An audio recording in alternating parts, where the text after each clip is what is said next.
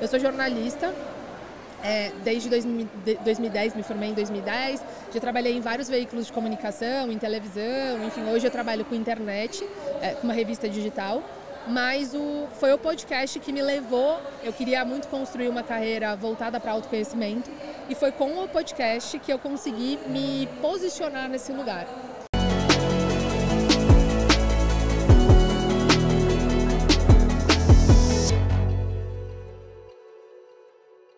E tem alguma mulher que não gosta de falar de beleza, falar de cuidado? Eu tô falando dar um toque de brilho que cuida de você da cabeça aos pés. Estou falando das melhores marcas. É Eudora, é Trans, L'Oréal, Braé, enfim, tudo a seu alcance. Seja em Atibaia ou diretamente no Instagram. Um toque de brilho, vale a pena você conferir. E a quinta temporada do Acordo com Elas chegando, veio com tudo, veio com força total e rodinha no pé. Estamos diretamente do Festival Rede Mulher Empreendedora com o nosso podcast, com as melhores palestrantes, os melhores assuntos para trazer para você marketing, trazer para você estilo de vida, trazer a força feminina. Então, acompanhe cada episódio dessa temporada. Seja muito bem-vinda a mais um episódio do Acordo com Elas. Estamos diretamente nesta temporada aqui no Festival Rede Mulher Empreendedora e eu consegui ter acesso às melhores palestrantes deste evento. Eu não podia deixar de fora de falar com você a respeito deste veículo de comunicação que é o podcast. Na verdade, a convidada de hoje, ela é multifacetada, mas em 20 minutinhos que eu tenho com ela, eu tinha que destacar apenas uma coisa. E este poderoso veículo de comunicação não podia deixar de fora. Estou falando da Natália Souza, seja muito bem-vinda. Estou muito feliz de estar aqui com vocês. Eu que agradeço o teu tempo, porque aqui, ó, ela é jornalista, escritora, palestrante e podcaster. Se você não segue, aproveita já para ir lá no Spotify para seguir, acompanhar. Para dar nome às coisas. Um podcast incrível que você deve colocar aí na sua categoria. Natália, como e qual foi a ordem de cada coisa? Porque o seu currículo ele é extenso. Como é que começou? O podcast ele começou há 4 anos, em 2019. Ele surgiu muito... Depois eu fui entender que foi quase uma sacada empreendedora, assim. Porque eu sentia muita falta de ter conversas em primeira pessoa, conversas sobre coisas que atravessam a vida. Então, autossabotagem, o medo de não ser suficiente, sobre amor, sobre coisas que atravessam a nossa vida. E eu sentia falta porque era uma época em que a gente falava muito sobre vitórias nas redes sociais e não sobre esses bastidores. E aí eu criei o podcast para falar disso e para falar das minhas experiências com isso. E aí eu comecei muito despretensiosamente. E aí eu lembro que até no começo eu ficava anotando a quantidade de ouvintes, sabe? 10 pessoas ouviram, aí depois 20 pessoas ouviram. E aí teve um momento que eu perdi de vista a quantidade de pessoas. E aí nesse momento me deu um pouco de medo. Porque uma coisa é você... Eu digo que o Para Dar Nome às Coisas é uma mesa de bar na web, né? E aí uma coisa é você ir falando para pessoas e você consegue ver até onde essas cadeiras vão. E aí quando você perde de vista, a dimensão assusta, né? Me assustou. Mas foi muito gostoso também, foi uma virada de chave. E aí quando eu vi também que as pessoas gostavam, que elas se identificavam, quando elas começaram a fazer tatuagens com coisas que eu falava, ou quando elas diziam aquilo lá que você me falou. Recebi uma mensagem de uma moça hoje, ela dizendo: teve um episódio que você fez, que é o que eu falava sobre viver mesmo que ninguém esteja olhando, e ela falou, foi a primeira vez que eu tive coragem de correr na rua, de fazer exercício na rua. Então eu acho que o podcast ele tem essa magia de chegar em pessoas que às vezes a gente nem sabe quem são, mas que guardam ou que tem alguma coisa que conecta essas pessoas com a gente, né? Você trazer isso, para mim, me lembra, como eu pincelei para você, né? Eu tô prestes a fazer 3 anos de podcast. E o podcast, ele começou apenas para melhorar a minha oratória e eu ser mais desenvolta com a câmera. O primeiro propósito era esse. E eu, como sempre atuei na área de marketing, eu falei, eu vou falar a respeito de marketing, negócios e marketing, porque um caminha com o outro, todo negócio precisa de marketing. E O ano passado a gente se deu conta que o podcast ele não era mais um hobby para trazer a gente para o mercado. Ele de fato virou um negócio por conta de marcas querendo expor, fazer o seu posicionamento dentro deste veículo e o nosso crescimento exponencial devido à estratégia de podcast. Então o pessoal ainda vira e fala assim: Tabata, você ganha dinheiro com o podcast? Diretamente não, mas com as conexões possíveis e com a audiência, o que você consegue qualificar por falar com pessoas, sim. Você sente hoje o mercado e um crescimento para essa área?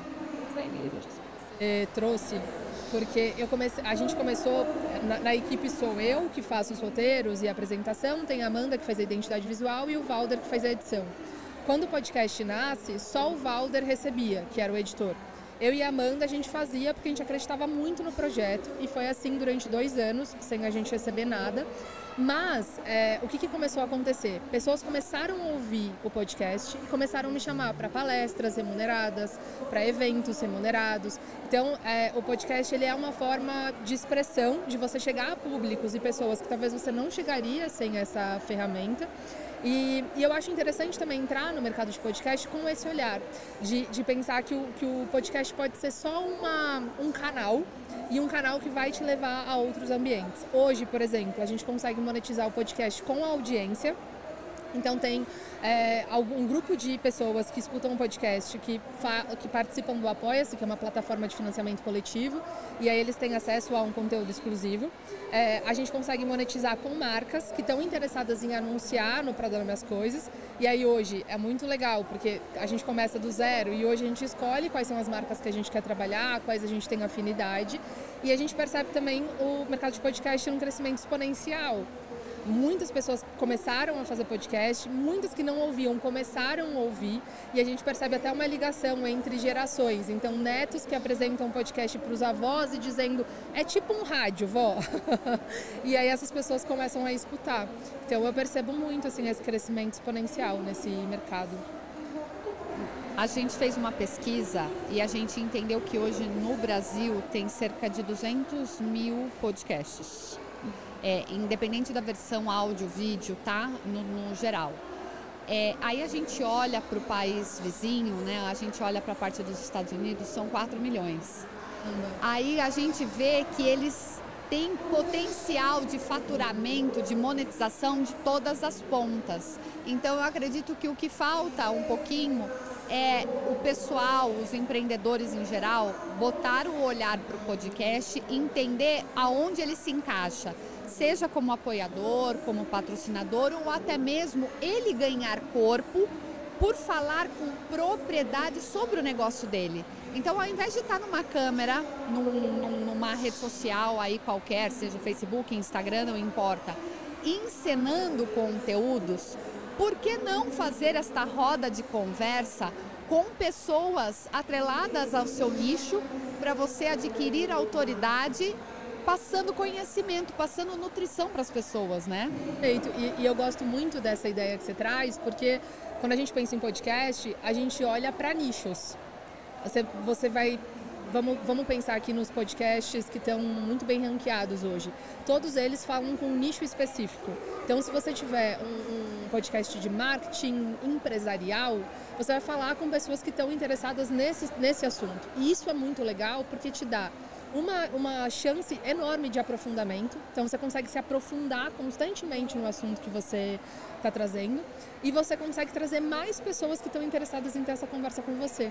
Então eu acho isso muito legal. Quando a gente pensa em rede social, a gente pensa muito em pulverização, em falar com uma grande camada de pessoas, e o podcast é esse convite de você falar com um nicho de pessoas e se aprofundar dentro disso. Por isso que eu acho tão interessante esse podcast para marcas mesmo. E o que a gente vê também hoje, que eu observo olhando a podosfera, é que tem muitas marcas procurando empreendedores ou procurando pessoas físicas para fazerem podcasts para essas marcas.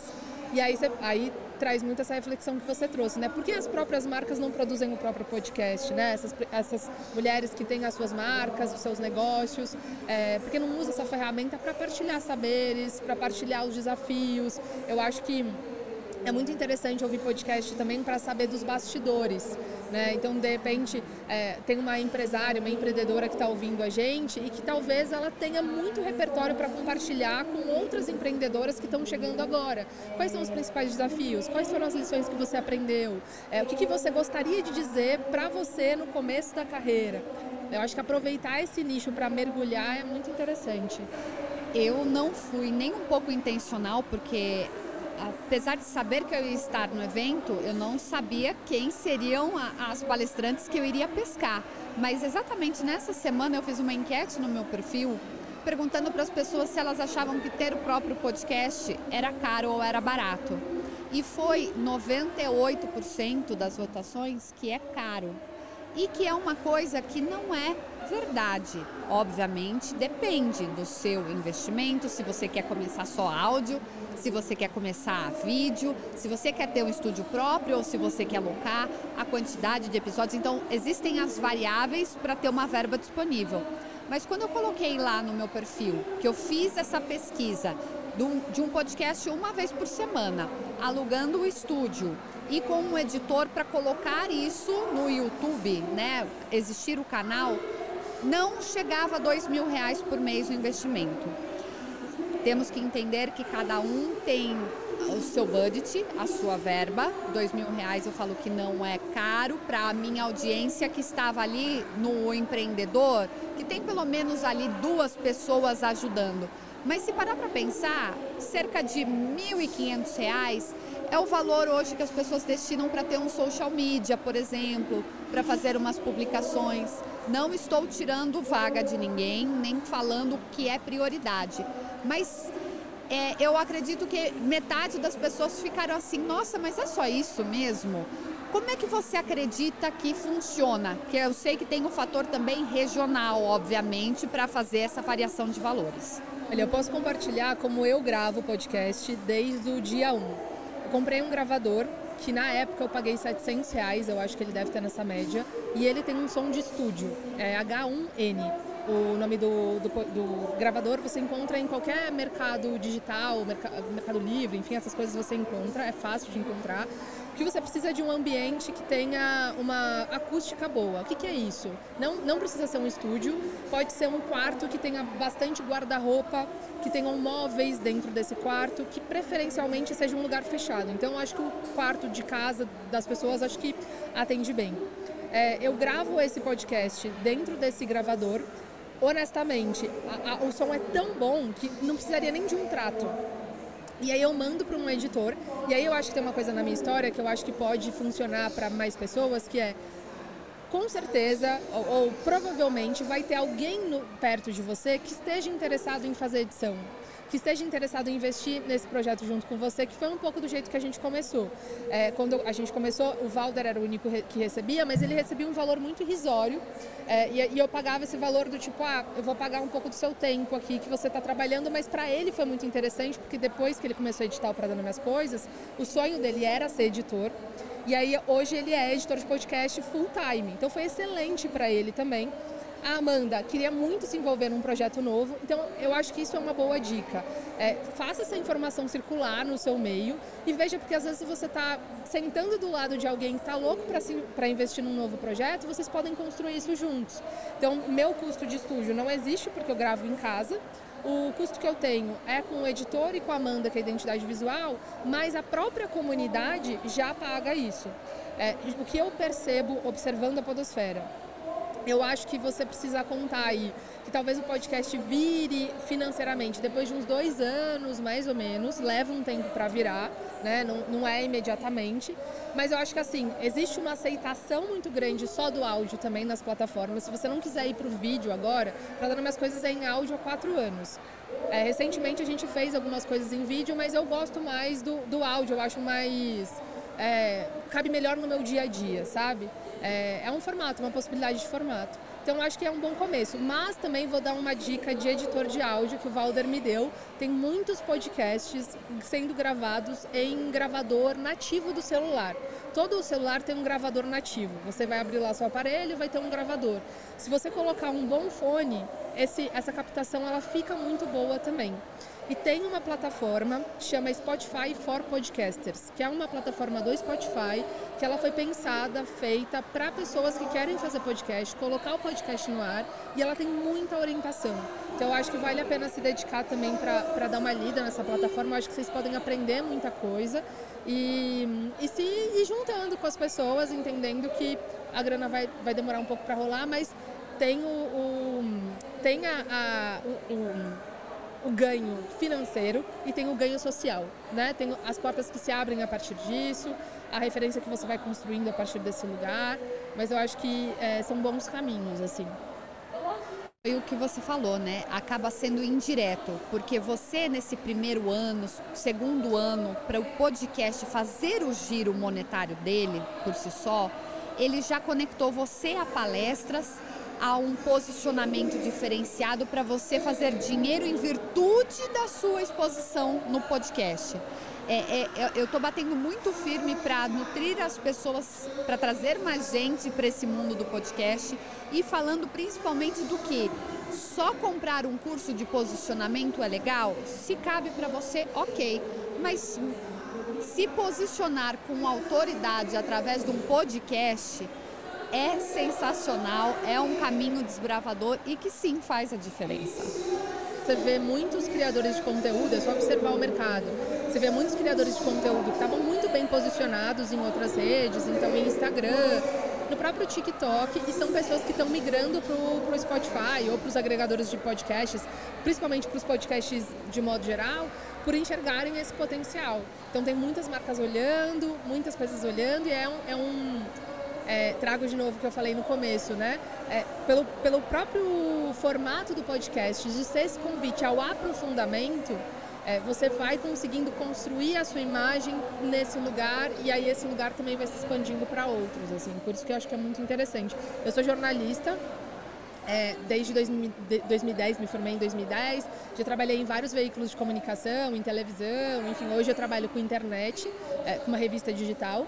Mas foi o podcast que me levou, eu queria muito construir uma carreira voltada para autoconhecimento, e foi com o podcast que eu consegui me posicionar nesse lugar.